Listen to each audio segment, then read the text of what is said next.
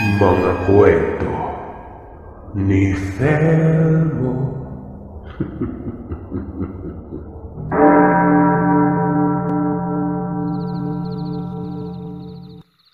Mapagpalang araw sa inyo, Sir Seth. Ako po ulit ito, si Gaston, ang sender ng kwentong pinamagatan niyong Ang Sekreto sa Bundok ng Bulacan. Kung doon sa uling parte ng kwento ay sinabi ko na hindi ko na ibabahagi ang karanasan ko sa may Siraway, nagbago ang isip ko, Sir Seth. Pagpasensya niyo na po. Gusto ko na pong ibahagi ang mga naranasan ko pagdating doon at kung ano ang mga natuklasan ko patungkol sa aking sarili. Gaya ng sinabi ko sa huling kwento, nag-resign na ako bilang nurse sa ospital. Buwan ng Enero, nagpaalam na ako sa pamilya ko na muli akong babalik sa Siraway.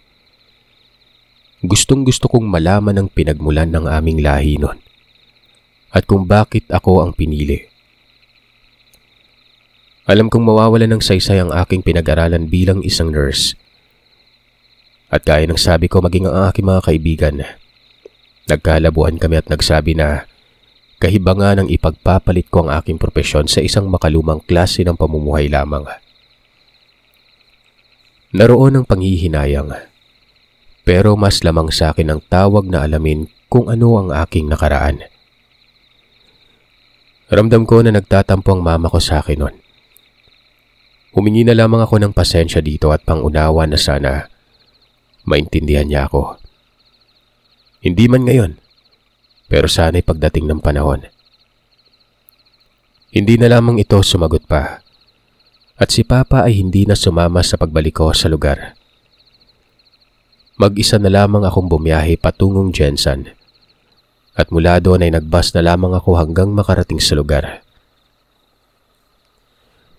Pagkababa ko sa barangay kung saan sasakay ako ng tricycle papuntang sitio, saglit akong umupo sa isang upuan na gawa sa kawayan.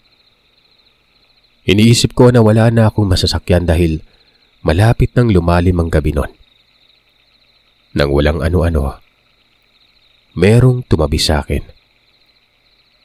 Hindi ko makita ang itsura nito pero parang tao naman na nakasuot ng purong itim na kasuotan. Kinabahan ako nun. Naisip ko na paano na lang kung rebelde o tulisan yung taong yon.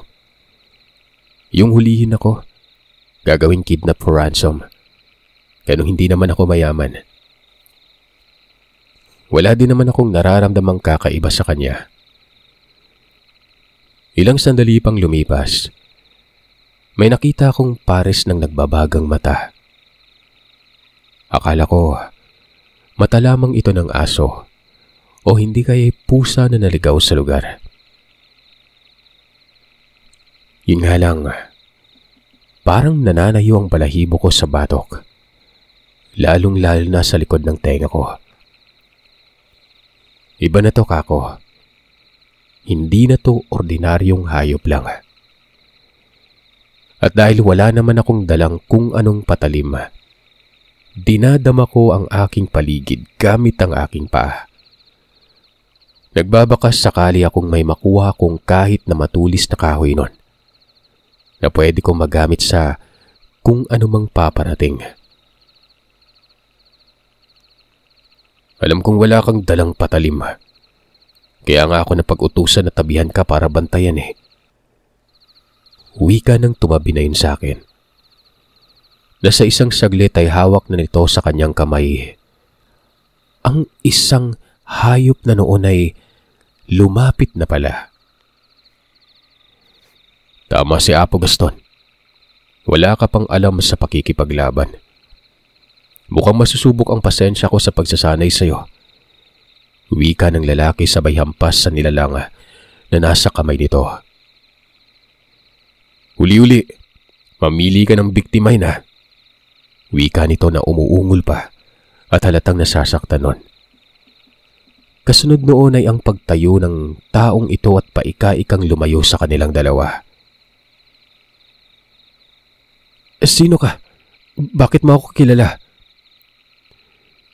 Inihabilin ka sa akin ni Apo Gaston. Pinapasundo ka na rin niya. Si Apo Gaston, Sir Seth, ay ang lolo ko sa tuhod. Kahit ganun na ang sinabi nito sa akin, ay hindi pa rin ako lubusang nagtiwala sa kanya. Kahit itsura niya hindi ko makita noon eh. Nagdadalawang isip ka ba? Paano pong hindi kahit itsura mo, hindi ko pa nakikita. Tumawa lamang ito at kaagad na nitong tinanggal ang kanyang sombrero. Doon ko nakita ang mukha ng lalaki na napakaamo. Naiya ako bigla sa reaksyon ko kanina. Walang-wala ako sa itsura ng lalaki na yon. Ano na? Alis na tayo. Tanong nito, kung kaya't sumunod na lamang din ako dito. Hindi ba tayo sasakay? Hindi na kailangan. Naisip ko na baka kinabukasan pa kami makakarating sa sitio kapag lalakarin lamang namin papunta doon. Pero laking pagkamangha ko nang pumasok kami sa isang daanan na tila ba isang lagusan. Konting lakad pa ay nasa harap na ako ng bahay ng lolo ko sa tuhod. Nakita ko ang bahay na bukas at may gaserang nakasinde sa may labas ng pintuan, kung saan tanaw ko ang mga tao sa loob nun. Maya-maya pa ay lumabas ito. Nakangiti itong sumalubong sa amin ng lalaki. Maraming salamat sa iyo, Gahom. At inuwi mong ligtas ang apo ko. Walang anuman yun, mahal na apo. Tawagin mo na lang ako kapag handa ng apo mo sa pagsusulit. Sagot nito kay lolo. Maraming salamat ho. Walang anuman yung gibo. Magkikita pa tayong muli. Kaagad na lamang itong nawala sa paningin ko. Maligayang pagbabalik apo ko. Bati ni Lolo Gaston, habang tuwang-tuwa ako nitong dinadala sa pagkainan kung nasaan naroroon si Lolo Ombok. Anak niya po si Lolo Ombok, tatay ni Papa. Kasama nito ang aking lola na si Dora. Maraming salamat sa paghihintay, Lolo, Lola. Pasensya na po kayo at masyado na akong ginabi sa biyahe. Napuyat patuloy kayo sa paghihintay sa akin. Ano ka ba, iho? Huwag mong isipin yan. Ngayon lamang ito. Kamusta naman ang papa at mama mo? Payag ba sila na dito ka manatili? Medyo hindi ho payag si mama eh. Pero kasi hinahanap-hanap ko po eh. Gusto kong bumalik ako dito. Napangiti na lamang si Lolo Gaston nang marinig ang sinabi ko.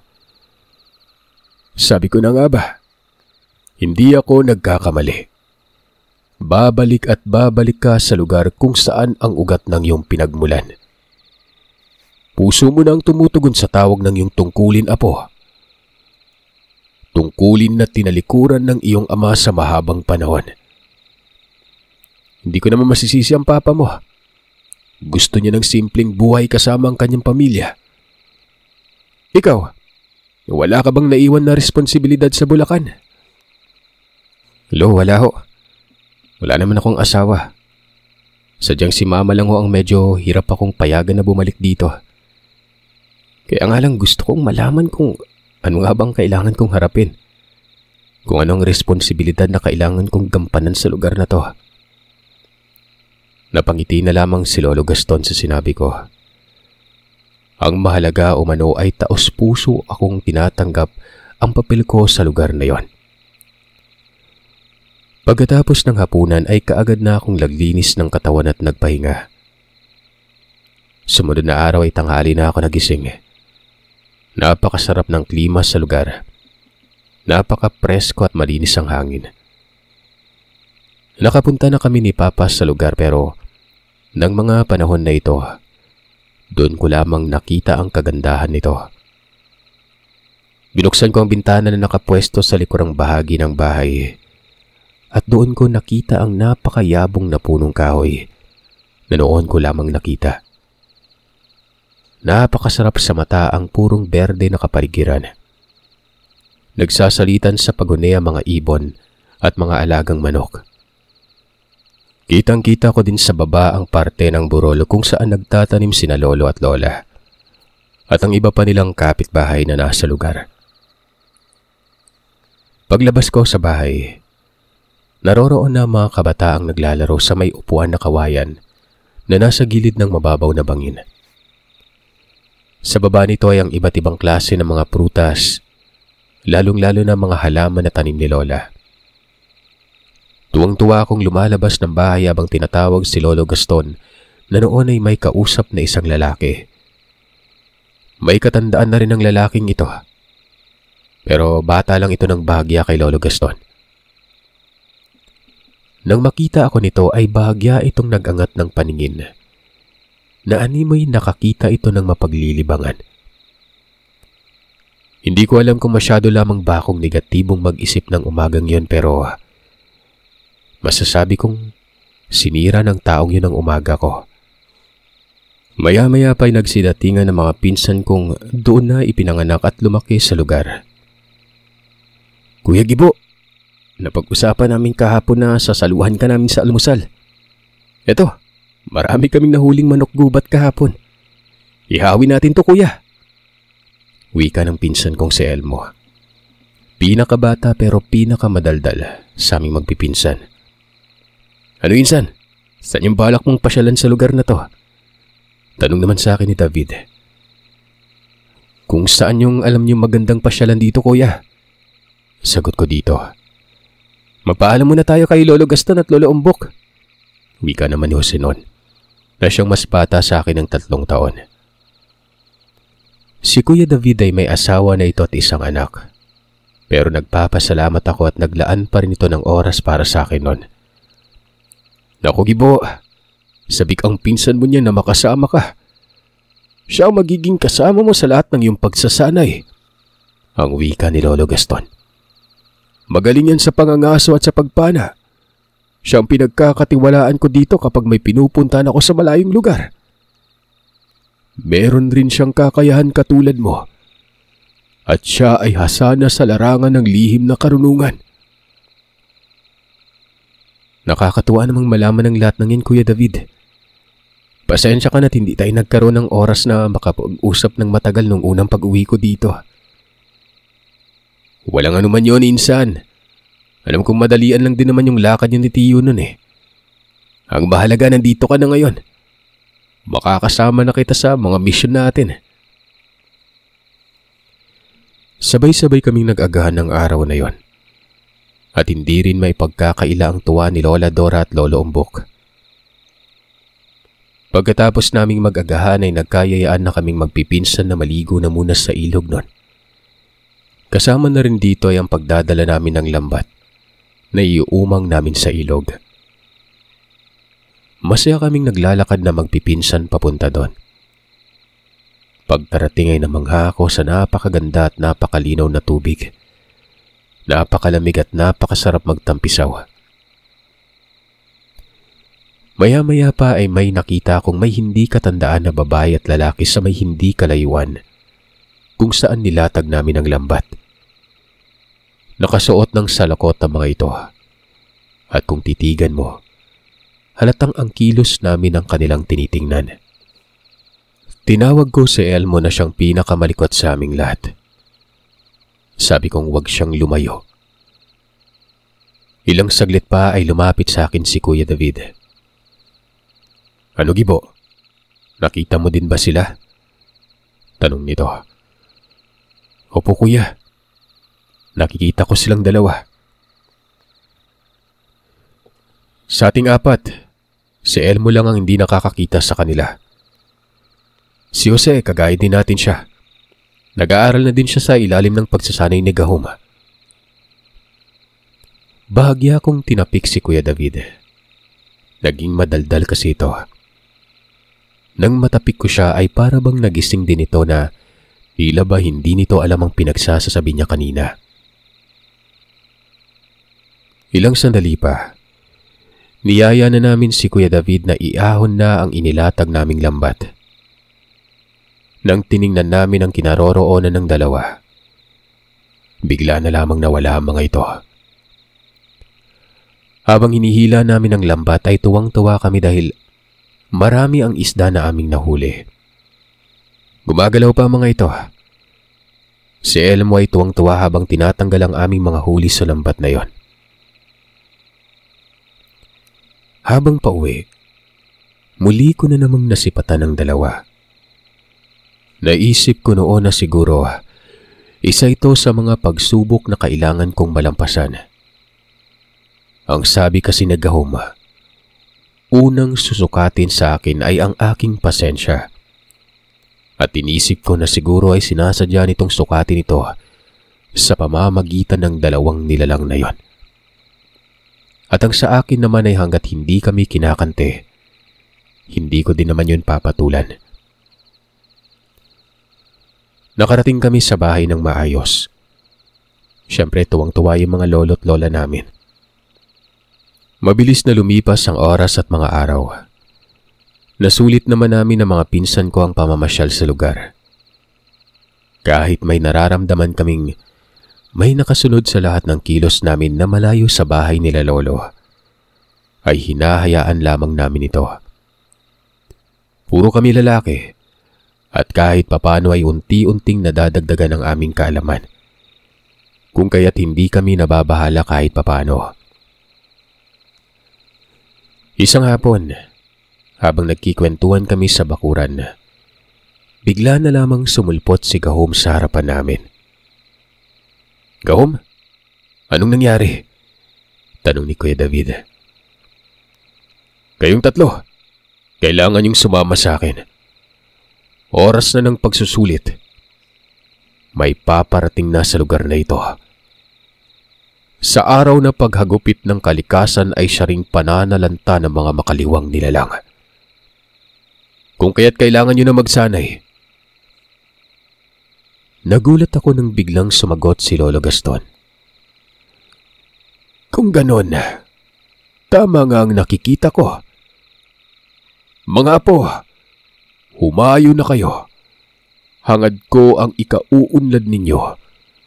At nawa ay gabayan kayo ng ating amang may likha." Wala kaming dala na kahit ano nang sumama kami kay Gahom.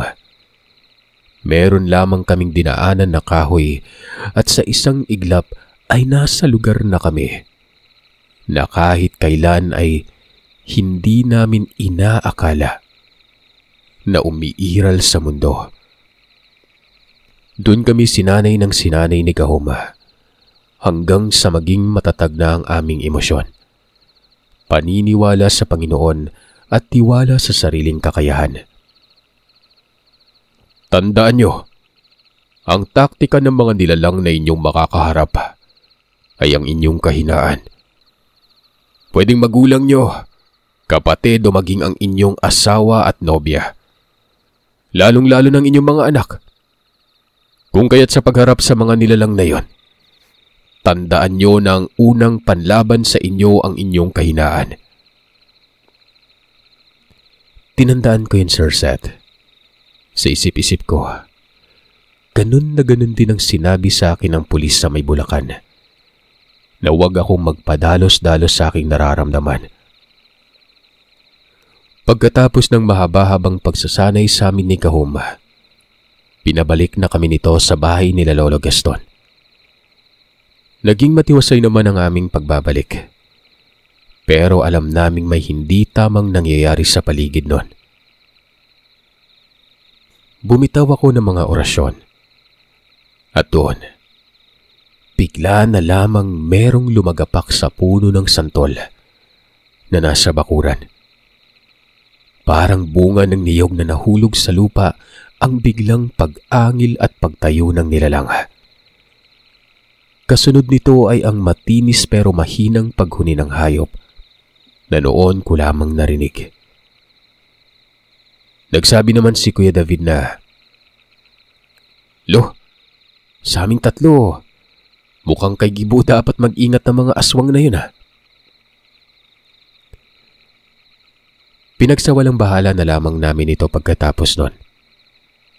Niyaya kami ni Lola Dora na kumain na ng hapunan na para bang normal lamang na nangyayari ang tagpo nung araw na yon.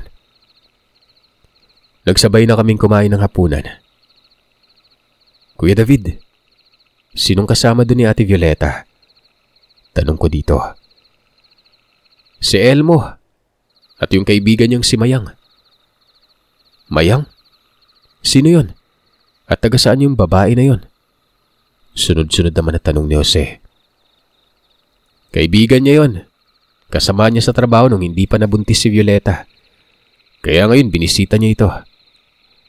Parang na-miss niya yata si Violeta eh. Walang ano-ano, Sir Seth. Hindi ko maintindihan pero bigla na lamang pumasok sa isipan ko na para bang may hindi magandang nangyayari kay Ate Violeta. Kuya David, si Ate Violeta! Sabi ko dito. Sabay takbo palabas ng bahay.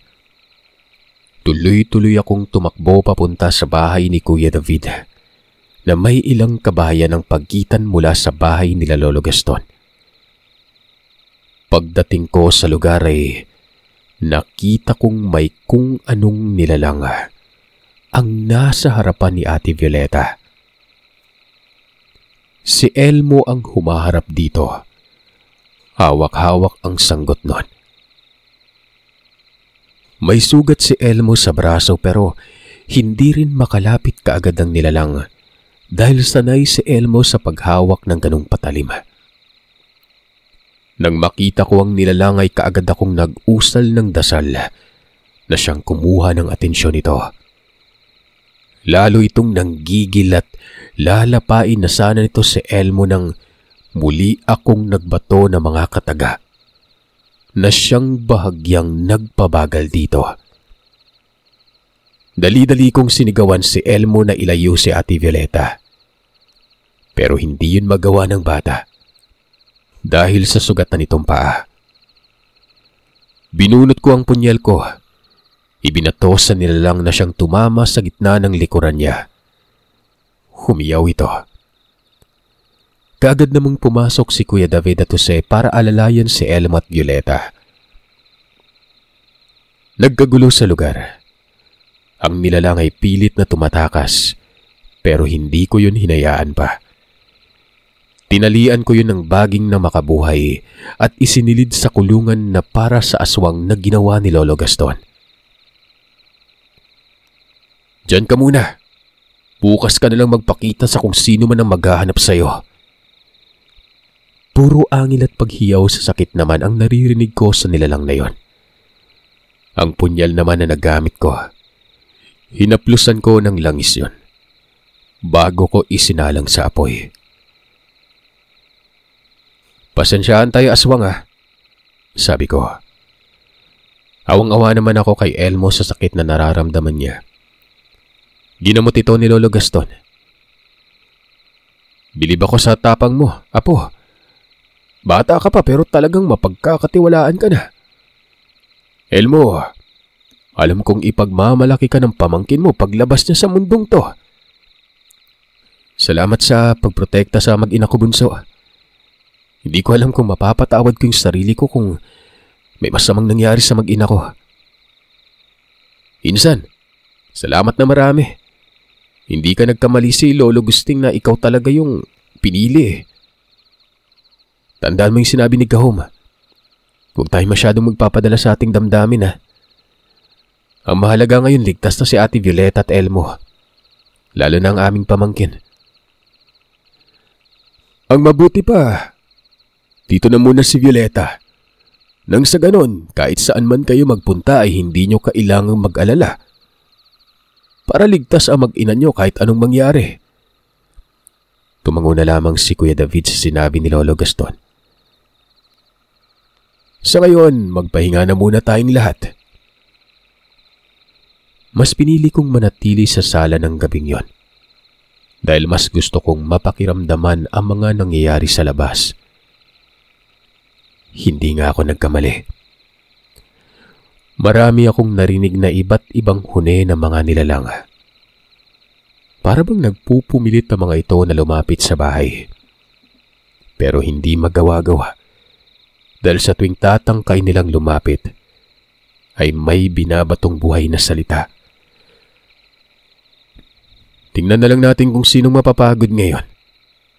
Kung gusto nyo ng duelo, bukas kakaharapin nyo ako. Huwag yung walang kalaban-laban na babae at bata ang kakaya-kayanin nyo. Magkita tayo bukas sa kakahuyan. Hihintayin ko kayo.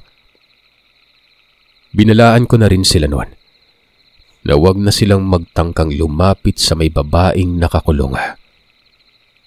Dahil kapag lumapit ang mga ito, ay mamamatay sila. Kagad kong tinanggal ang sabulag ng kulungan dahil gusto kong malaman kung may gusto bang sumubok sa mga binitawan kong orasyon. Ilang sandali pa ay naririnig ko ang mga mahihinang yapak ng isang hayop na papalapit sa kulungan na yon. Nang maramdaman ko na nasa tabi na nga ito ng kulungan ng babaeng aswang, kaagad ko itong pinako ng orasyon. Nagpupumiglas pa ang nilalang pero dali-dali ko na itong sinaksak ng spiritual na sandata. Sumambulat ang nilalang. Nang isay, sandali pa ay nawalan na ito ng malay. Sabi ko na sa inyo kung sino ang lumapit sa kulungan, mababawian ng buhay. Ayaw niyo makinig. Gusto niyong subukan ako. O sige, sino pa? Paghahamon ko nun. Lumipas na lamang ang ilang oras hanggang mag-umaga. Wala nang muling lumapit pa sa kulungan ng babaeng yon. Pagkamulat ko ng mga mata ko, ang mukha ni Lolo Gaston na tuwang-tuwa ang kaagad kong nakita. Lo, bakit gising na po kayo? Gising? Hindi pa ako natulog, apo. Pinapanood ko kung anong ginawa mo. At alam mo bang sa henerasyon na ito, ikaw lang ang gumagawa ng dati kong gawain. Talagang tama si Gahom na ikaw ang magpapalaya sa lugar na ito sa kamay ng mga demonyo. Salamat, Lo, pero matulog na po muna tayo. Ilang oras lamang ang aking natulog dahil kailangan makita ko na ang nilalang sa labas bago pa man magbukang liwayway. Nang makita ko ito ay nasa kaanyuan ito ng isang tao. At ito ang babaeng nakita namin sa ilog noong unang araw ko pa lamang sa lugar. Ang lalaki naman ay ang kasama din ito sa ilog ng oras na nakita ko silang dalawa. Kung ganon, tama ang hinala ko sa inyong dalawa. Minsan ko na kayong nakita sa ilog Ngayon nandito na kayo. Di na kayo magkakahiwalay pa. Magsasama kayo hanggang sa kamatayan. Nagmamakaawa ang babae at nagsasabing hindi na siya uulit. Pero kapag tinitingnan ko ang mga mata, ay hindi ko makita ang sinseridad na aking hinahanap kung kaya't imbis na pakawalan, ay pinasok ko na rin ang lalaking aswang sa kulungan. Inorasyonan ko sila ng sabulag. Itinago sa tagong bahagi ng lugar. Pagkatapos kong maitago ang kulungan ng dalawang nilalang, ay kaagad kong pinuntahan si Elmo na kasama ni Jose sa silid para tingnan ang kalagayan nito. Napanatag naman ang loob ko na makitang nagpapahinga ng maayos ang bunso kong pinsan. Dahil sa palagi itong sumasama sa amin na mga kuya niya, napalapit ng loob namin sa pinsan namin na ito. Pasalamat na lamang din kami at nasa maayos ng kalagayan ng asawa ni kuya. Habang kumakain ng agahan, ibinalita ni Lolo Gaston sa mga pinsan ko ang mga pangyayari nung gabing yon. Ibinalita pa niya sa mga ito na hinamon ko ng pagtutuos sa pamamagitan ng duelo ang angkan ng mga aswang na ito. Kung kaya't halos silang lahat ay napako ang paningin sa akin. Halos hindi makapaniwala ang mga ito na makakaya ko yung gawin. Maya-maya ay lumabas si Ate Violeta sa silid nila ni Kuya David. Tinanong namin ito kung anong nangyari at nasaan na ang kaibigan niyang si Mayang. Doon na ito nagkwento na ang aswang ay walang iba, kundi ang kaibigan niyang si Mayang. Mabuti na lamang umano at naging mapagmatsyag si Elmo dahil kung hindi, ay baka hindi na namin sila naabutan pang buhay ng sanggol sa kanyang sinapupunan. Kaya labis-labis rin ang pasasalamat nito kay Elmo. Mabilis na lumipas sa mga oras. Sumapit ng 6:00 ng hapon. Dali-dali kong isinuot ang palagi kong ginagamit na klase ng patalim na punyal. Kinuha ko ang mga kulungan ng hayop at dinala ko sa mismong bundok kung saan doon ko susunugin ang nilalang. At doon ko rin hinamon ng mga aswang ng duelo. Sumunod naman sa akin si Lolo Gaston, Jose at David. Iniwan namin si Violeta at Elmo kina Lolo Umbok at Lola Dora. Pagdating sa gubat, wala nang maraming pang salita. Dali-dali ko nang sinilaba ng kulungan ng dalawang nilalang. Nagsusumigaw pa ang babae at humihingi ng tulong sa mga kasamahan pero walang tumugon ni isa man lamang sa mga ito. Nang matapos ng masunog ang mga nilalang na yon, isa-isa nang lumabas ang iba pa. Nagulat ako nang bigla namang nagpakita si Gahom sa tabi ko. Nakita ko kung paano magalit ang mga nilalang sa akin. Isang matanda ang unang humarap at nagsabi ng, "Napakabata mo pa para paglaruan mo lang ang mga kasamahan ko nung nagdaang gabi. Ngayong ako ang nandito. Ako ang harapin mo. Kapag natalo mo ako, papayag ako at lahat ng angkan ko na nandito na magpaalipin sa'yo. Pero kapag ikaw naman ang natalo, makakaasa ba akong ibigay mo sa akin ang buhay mo nang walang pag-aalinlangan?" Hamon sa akin ng matandang yon. Hindi naman ako nagdalawang isip pa na sumagot. "Yan lang ba? Sige, walang problema." Pagkasabi ko noon, kaagad na umangil ng malakas ang nilalang. "Tingnan natin ang tapang mo ngayon, Totoy." Nagpalit ito ng anyo. Ako naman ay kinuha ko ang sandata na patalim. Hinawakan ko ito ng kaliwat kanan. Tumayo ako ng tuwid habang hinihintay ang pagsugod ng nilalang na yon. At para mabilis kong malaman ang pag-atake nito, ay ipinikit ko ang aking mga mata. Napansin kong pinupuntirya nito ang aking leg kung kaya't bahagya akong lumiyad habang iwinawasiwas ang patalim sa ere. Natamaan ko ang puno ng pakpak nito na naging sanhi ng paghiyaw niya. Kasunod ay ang panggigigil nito na matamaan ako noon. Muli kong ipinikit ang aking mata para madali kong makita ang kanyang paggalaw.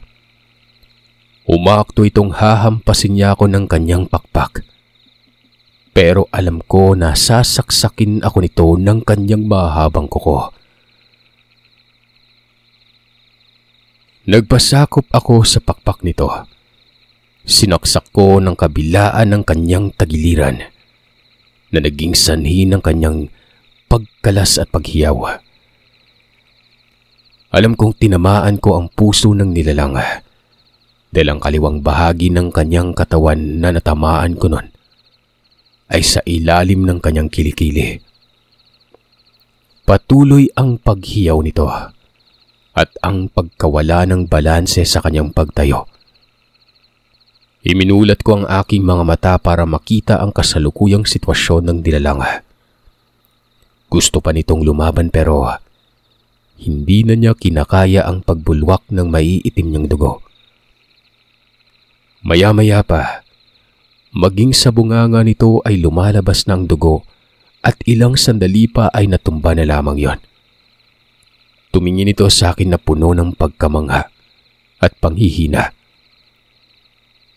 Nagpalit ito ng anyo. Hindi ako pwedeng magkamali nun. Ito ang tao na kumausap kay Lolo Gaston nung unang pag-uwi namin ni Papa sa may Siraway. Nawalan ng buhay ang nilalang. Kasunod nito ay panghina ng mga nasasakupan niya. Binuhusan ko ng langis ang bangkay. Patuloy ito sa pag-usok. Hanggang sa may isang bilog na itim ang lumabas dito. At yun naman ang hinigop ng hawakan ng aking punyal. Pagkatapos ng duelong yun, sigahom na ang pinamahala ko sa mga aswang na nasasakupan ng pinatay ko. Naging maayos ang pamumuhay namin sa sityo.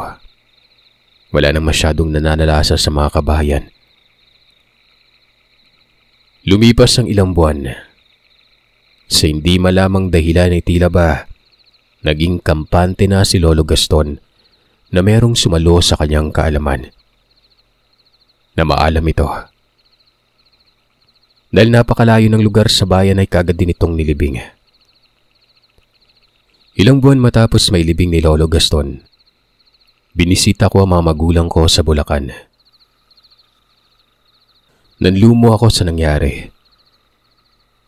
Sinubukan pala ng mga ito na magbakasyon sa Mindanao. Pero nadisgrasya ang bus na kanilang sinasakyan papuntang Siraway. Namatay sina Mama at Papa. Gusto kong sisihin ang sarili ko pero hindi ko naman magawa. Wala na akong uuwian sa Bulacan. Ang mga kapatid ko naman ay nasa Manila na sila naninirahan. Kung kaya't bumalik na lamang ako sa Mindanao. Pero hindi na ako umakyat pa ng Siraway. Dito na lamang ako naninirahan sa isang lugar sa Davao. Dito ko nakilala ang babae sa sentro ng Davao na muling nagpatibok ng puso ko. Nagkatuluyan kami. Umuwi kami sa kanila para magbuo ng sarili naming pamilya.